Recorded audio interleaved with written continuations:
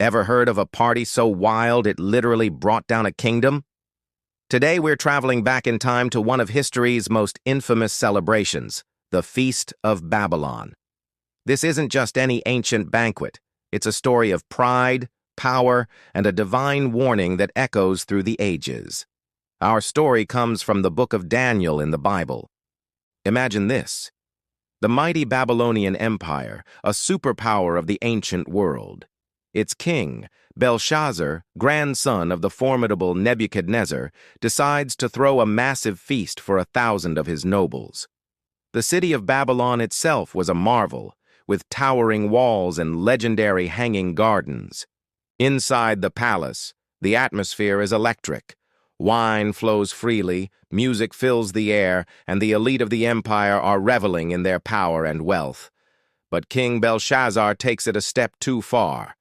In a moment of sheer arrogance, he orders his servants to bring out the sacred gold and silver vessels that his grandfather Nebuchadnezzar had taken from the temple in Jerusalem. These weren't just fancy cups. They were holy items, dedicated to the worship of God.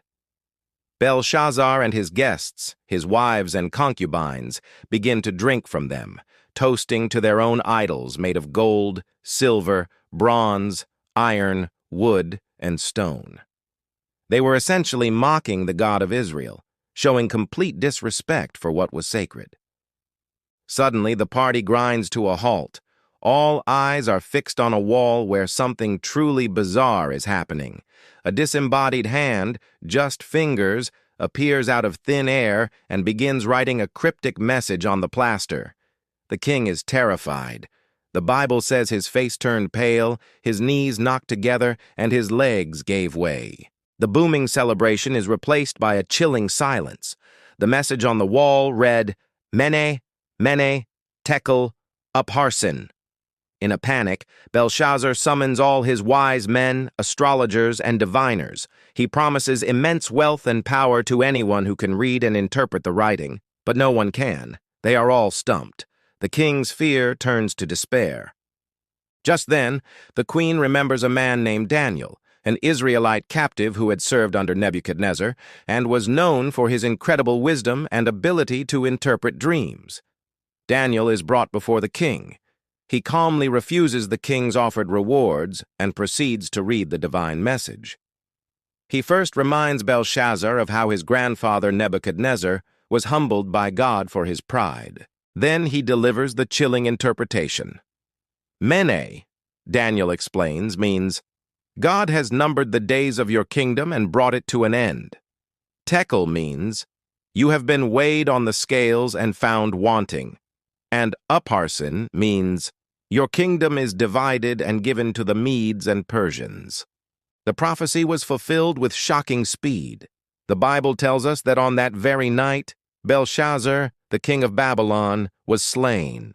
The Babylonian Empire, the golden head of the statue from Nebuchadnezzar's dream, fell to the invading Medo-Persian army. The party was over and a new chapter of history had begun. So what can we take away from this incredible story? The Feast of Babylon serves as a powerful reminder about the dangers of pride and the importance of humility. It shows that no matter how powerful or secure we may feel, there is a higher authority to whom we are all accountable. It's a timeless tale of a kingdom that partied its way into oblivion, a message written on a wall that sealed its fate forever. Thanks so much for joining me on this journey into the past. If you found this story as fascinating as I do, don't forget to hit that like button, subscribe, and ring the bell so you won't miss our next deep dive into history's most captivating events. See you in the next video.